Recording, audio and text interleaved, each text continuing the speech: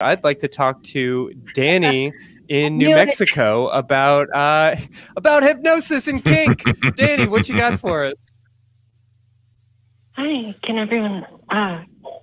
So essentially, I have been involved in a lot more online circles of kink recently, and there seems to be a prevalence in the circles that I'm in of hypnosis, and it's a little bit new to me. And so as a skeptic, I was trying to understand and figure out what's actually happening, what is this, and how can I engage in that. And I guess I was kind of wondering if any of you are familiar with hypnosis and kind of what that is in a kink context and how it relates to skepticism. Yeah, I feel like I've been preparing for this question all month at a minimum, but if not, then probably all year. Yeah. So I should point out that we are actually super excited to say that our episode next week is about this very topic in rather a bit of detail. So we actually are going to be speaking to an erotic audio performer who does a lot of erotic hypnosis type role plays and audio products. So I really encourage you to take a look at that episode where we're going to be diving into this in detail.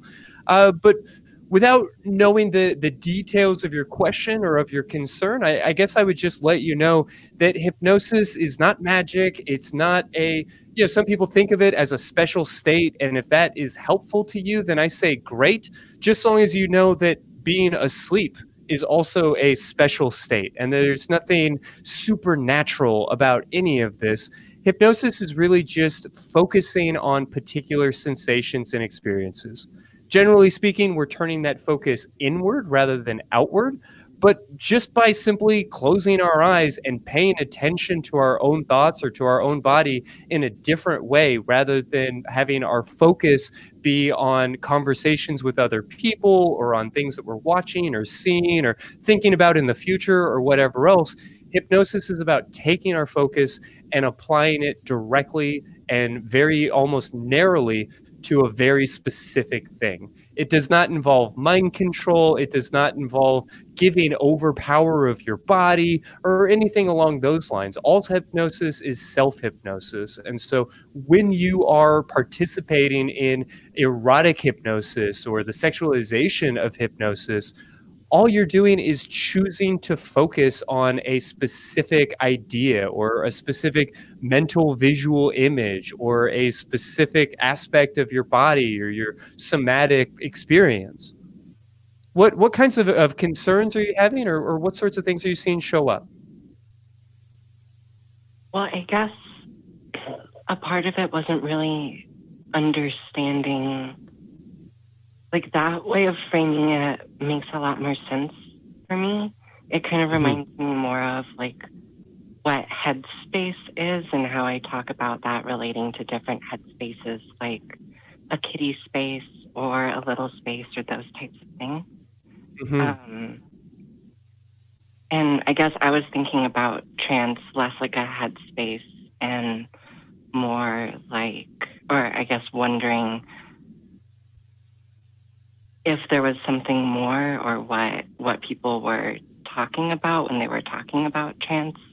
But I think like the way that you've explained it is helpful for like framing it and understanding it. Yeah, absolutely. If you have ever spent time in meditation, if you've ever spent time in prayer and noticed that your brain was a little tingly or that your physical bodily experience was any different just because of your thoughts, then you've experienced a trance-like motion. You know, everybody listening to this right now can stop what they're doing, hit pause on the recorder, close their eyes, and think about a experience that will make their cheeks feel flushed or a little bit embarrassed or awkward, remembering some, perhaps a shameful moment from their past. everybody can imagine themselves at a moment where they felt giddy and excited and bring those thoughts to bear on their physical experience. And that's really what we're talking about here. Erotic hypnosis in particular tends to explore sort of role play themes around submission and mind control and these different things. And that's fine. That's fun and great and wonderful, but it's a role play. You know, it's no different than pretending to be a puppy. It can be a really fun experience, but it doesn't make you an animal any more than you already were. Right? We're all primates, and yeah, cool. Any other things that the two of y'all might add, or just any other questions, Dani?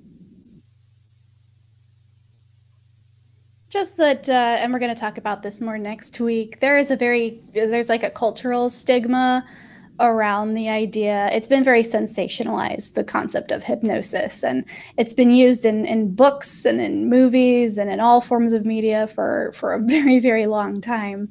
And so, of course, hearing about that, especially with the word kink after, which has also been misrepresented quite a bit or just erased, that can be a weird combination of words and might inspire a little bit of hesitation. But as long as you're with somebody who's done their research and knows what they're doing, and you are also, you know, read up and you've called in and we've talked about it, there's no, like Christy said, it's a headspace in the same way that any other kink would be considered a headspace. There's nothing magical going on.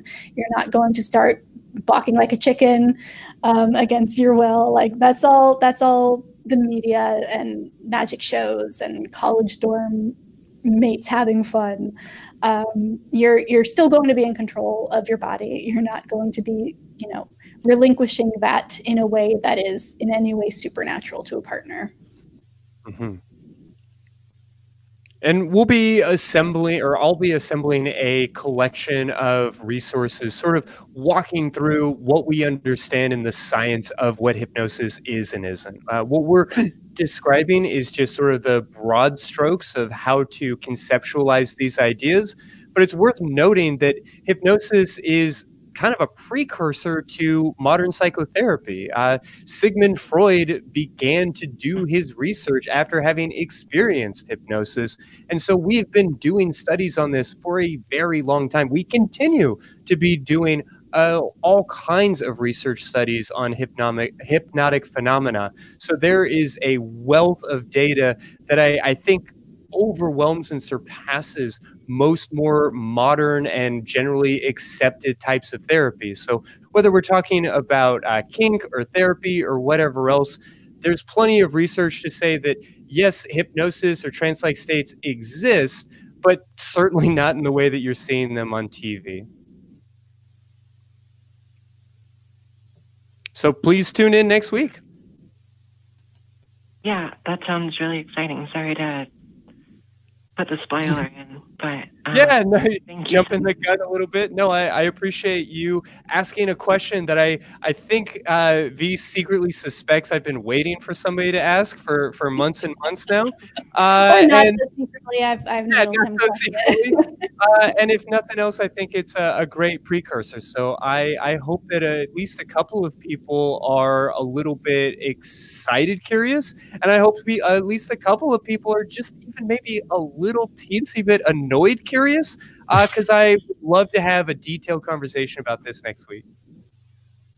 So thank you so much for bringing it up and for touching base with us. Yeah, absolutely. Thank you. Absolutely. You have a great night.